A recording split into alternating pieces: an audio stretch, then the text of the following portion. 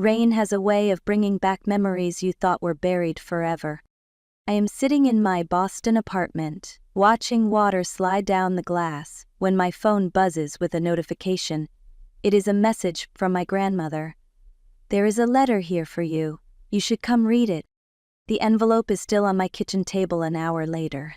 Cheap white paper, shaky handwriting, a return address from a nursing home in upstate New York, Maple Grove Care Center. I already know who it is from before I open it. Thomas Keegan, my father. The man who threw me into an October storm when I was 15 years old. The man who looked me in the eyes and said, "I do not need a broken daughter." I have not heard from him in 13 years. Not one call, not one card, not one apology, and now suddenly he wants to see me. He says he is dying. He says he is sorry. Funny thing about rain, it always pulls me straight back to that night. October 14th. I remember every detail. I came home from school thinking about normal things. An algebra test I had aced, dinner, the band poster I wanted to buy with my birthday money. I was just a regular 15-year-old girl who had no idea that her life was about to be ripped apart. When I opened the front door, Thomas Keegan was standing in the living room like a storm of his own. His face was red, his hands were shaking. My older sister Madison stood behind him with her arms crossed and her eyes full of something that looked like concern, but felt like something much colder. Before I could even set down my backpack, he started shouting. He told me I had been stealing money from him. He told me he had found pills in my room. He told me I was sick and dangerous and out of control. I tried to speak, I tried to defend myself, but he would not listen. He grabbed my arm, dragged me to the door and shoved my backpack into my chest. Then he opened the door and pushed me outside into the freezing rain. "Get out of my house," he said. "I do not need a broken daughter." And just like that, at 15 years old, I was homeless in the middle of a storm. Before that night, I was not a problem child. I was Lucy Keegan, a quiet girl who loved school, who kept her head down, who tried very hard not to make life harder for anyone. I got good grades, I did my chores, I stayed out of trouble. If you had asked my teachers to describe me, they would have said I was polite and responsible. But everything changed when my mother died. She passed away when I was 10 years old, and the house never felt the same again. Thomas Keegan did not know how to handle grief. He did not cry, he did not talk, he just shut down. He went to work, came home, sat in his chair and stared at the television like he was waiting for something to make sense again. So my older sister Madison stepped in. At 14, she became the one who cooked dinner and reminded me to do my homework. She became the one Thomas leaned on, the one he praised, the one he trusted. He told her she was strong and mature and that he did not know what he would do without her. And slowly, without anyone noticing, the roles in our family shifted. Madison became the center of everything. I became the background. It was not loud at first. It was subtle. Little comments, little looks, little moments where I felt less important, like being a kid in a family where one sibling becomes the star and the other becomes invisible. I did not understand it back then, I just felt it. I felt myself shrinking, trying to be quieter, trying not to be in the way, trying not to give anyone a reason to be disappointed in me. I did not know yet that someone was already building a story about who I was supposed to be. Madison was not just stepping up in the family. She was taking control. To Thomas Keegan, she was the responsible one. The daughter who kept everything together after our mother died. The one who never complained and never caused trouble. He trusted her completely because she made him feel like he was still a good father, even when he was barely present. To everyone else, she played the same role. At school, she would talk to my teachers with that soft, concerned voice. She told them I was struggling, that I was acting out, that I was having a hard time coping. She made it sound like she was protecting me, but really she was quietly rewriting my reputation. Homework assignments went missing the night before they were due. Permission slips somehow never made it to my teachers. Invitations I sent to friends never got delivered. Then people started treating me differently, like they were already expecting me to be a problem. I tried to tell Thomas once. I sat across from him and said that Madison was sabotaging me, that she was lying about me, that something was wrong. He looked at me like I had just insulted him. "You are just jealous of your sister," he said. "She is trying to help this family." That was the moment I learned something important. In this house, Madison was believed. I was not. After that, I stopped talking. I stayed quiet. I stayed small. I did not know how to fight a story that was being told about me when I was not even in the room. Then Thomas married Claire. She was polite and distant, the kind of woman who smiles and keeps her hands clean.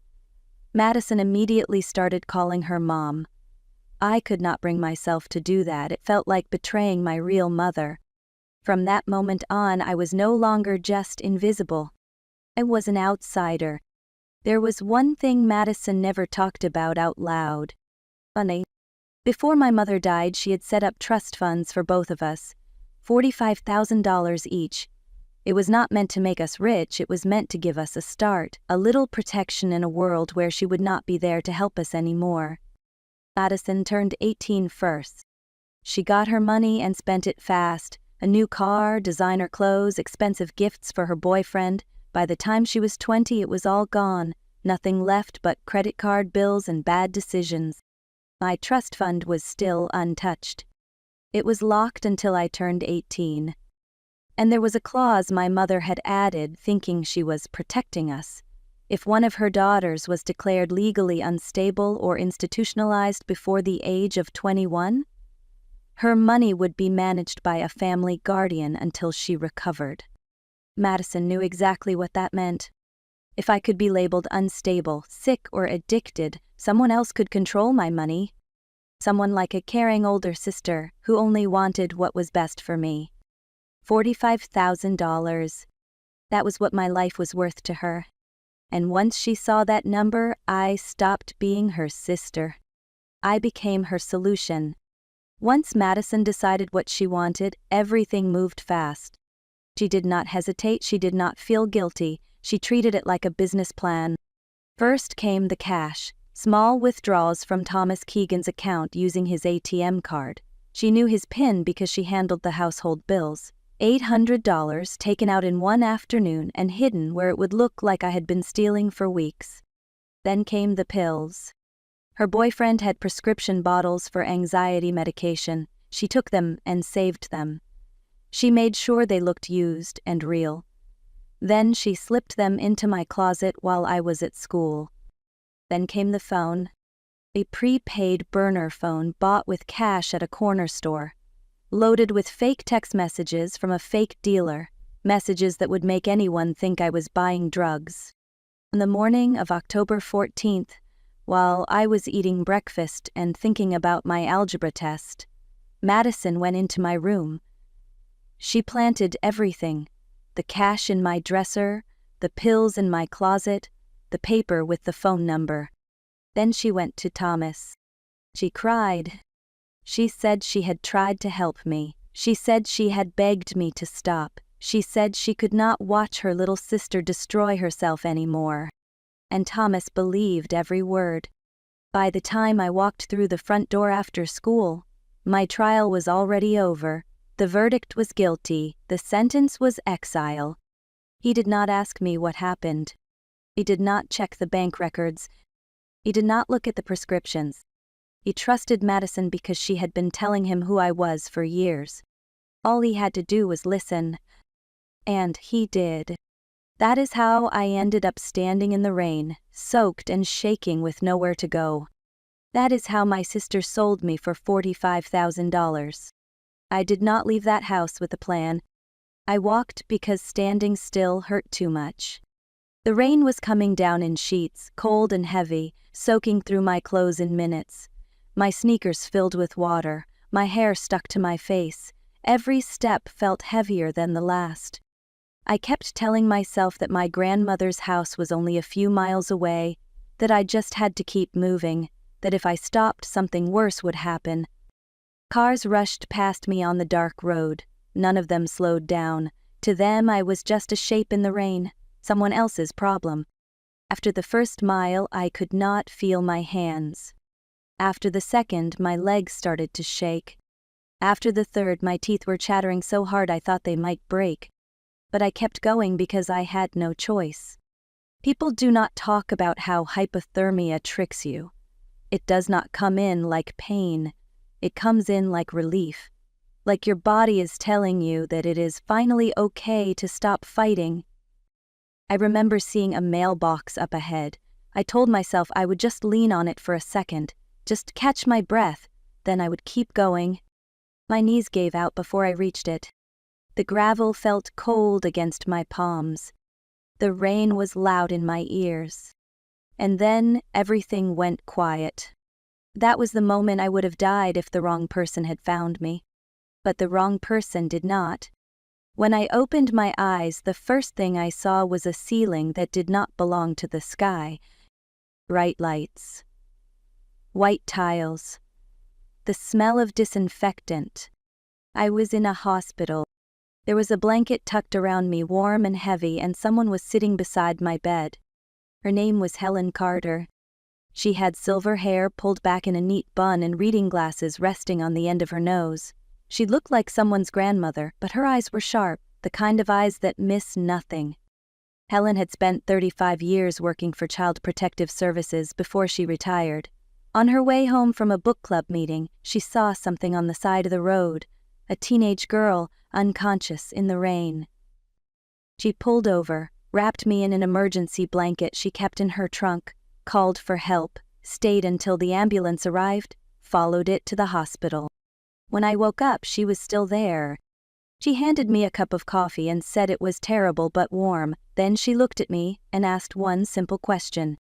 Why was a 15-year-old girl walking alone in a storm with no coat and no phone? So I told her everything. And Helen did something no one in my house ever did. She believed me. While I was lying in that hospital bed, things were already moving. Because I was a minor found in danger, the police had contacted Child Protective Services. That meant professionals were now asking questions. Real questions. Not the kind Madison could answer for me. Helen Carter stayed by my side when the caseworker arrived. Her name was Maria Lopez, and she had been doing this job long enough to know when a story did not smell right. My father brought in the evidence Madison had shown him, the cash, the pills, the phone. Maria did not just look at it, she checked it. The $800 that was found in my dresser came from one single ATM withdrawal on October 14th. Not weeks of stealing, one transaction. The bank provided camera footage from that machine. The person on the screen was not me. It was Madison. The timestamp read 2:47 in the afternoon. At that exact time, I was sitting in my chemistry class. My school records proved it. My teacher remembered me. I was 12 miles away. Then there were the pills. They were traced back to a prescription from Madison's boyfriend, and he had reported those pills stolen 3 days after I was kicked out. Not before, after. That meant they were never stolen at all, they were planted. Then came the burner phone. Store cameras showed a young woman buying it, her face, her ponytail, and through the window her white car with a dented bumper. Madison's car. Maria Lopez kept digging, and what she found was worse. For almost 2 years, checks had been forged in Thomas Keegan's name, small amounts that added up. The money went into accounts connected to Madison's boyfriend. Total, stolen almost $18,000. Madison had not just framed me. She had been robbing our father blind and needed someone to blame, and she chose me. The truth did not stay quiet for long. My grandmother hired a lawyer named Leonard Price, an old family friend who had known my mother for years. He took Maria Lopez evidence and built a case that Madison could not talk her way out of. Then something unexpected happened. Madison's boyfriend was arrested in another state for running a large financial scam. Facing serious charges, he agreed to cooperate. He gave the prosecutors everything: messages, plans, dates, proof that the frame job had been Madison's idea from the start. By the time we walked into family court, the story Madison had told for years was already falling apart. The judge listened as the evidence was laid out: the ATM footage, my school attendance, the pharmacy records, the forged checks, the confession. Madison tried to look innocent, tried to cry. But facts do not care about performances. She took a plea deal, a felony conviction, probation, community service, restitution, and a permanent restraining order that said she was never allowed to contact me again. Thomas Keegan lost his rights as my guardian. He was ordered to pay for my therapy and education. For the first time since my mother died, someone had finally chosen me. Living with my grandmother changed everything. Her house was not fancy, but it was safe. There were no secrets, no traps, no one waiting for me to fail, just warm meals and quiet mornings and the simple comfort of being wanted. I went to a new school where nobody knew my past. I made real friends. I went to therapy. I learned that what happened to me was abuse, not weakness. I grew up.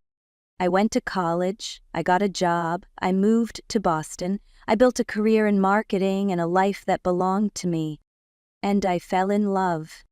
His name is Daniel. He is patient and steady and kind, the kind of man who would never throw anyone into a storm. We are engaged now, planning a future that feels safe. I'd not spoken to Thomas Keegan in 13 years. Not until the letter came. From a nursing home. Saying he was dying, saying he was sorry, and asking me to come see him one last time.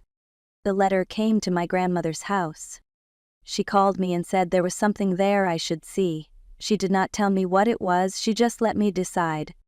When I opened the envelope, my hands were shaking. Thomas Keegan wrote that he had suffered a stroke, that he could barely use the left side of his body, that he lived in a small room at a nursing home now. The house was gone. The life he thought he had was gone. He wrote that Madison had come to see him, and he refused to let her into his room.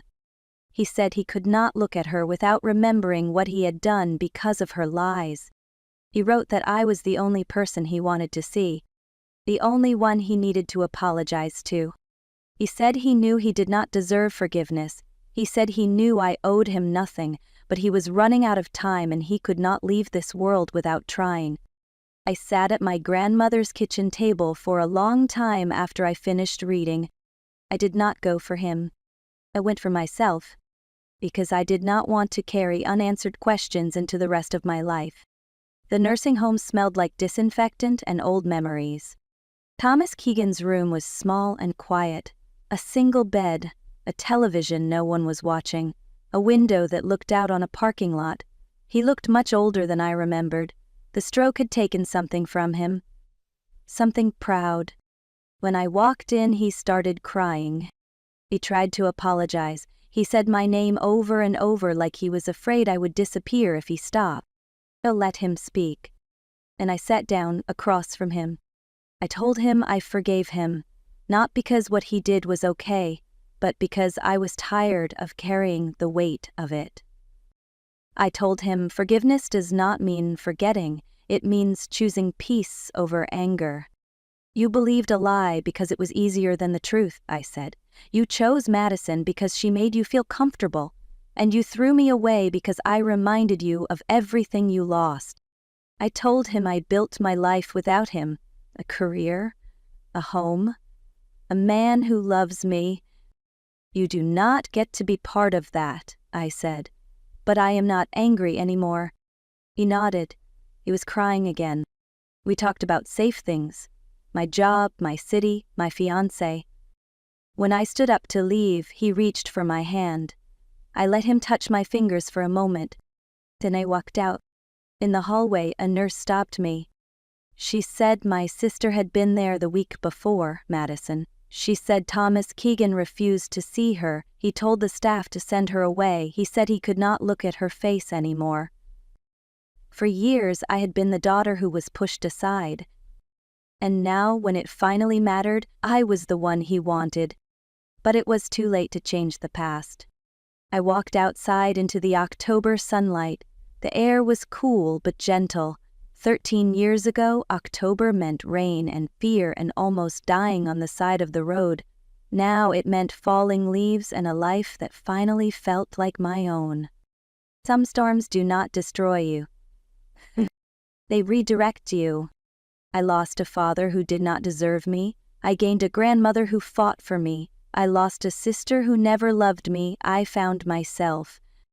Daniel was waiting for me when I got home. Dinner on the table, a quiet movie playing, arms ready to hold me when I needed it. I was not that 15-year-old girl in the rain anymore.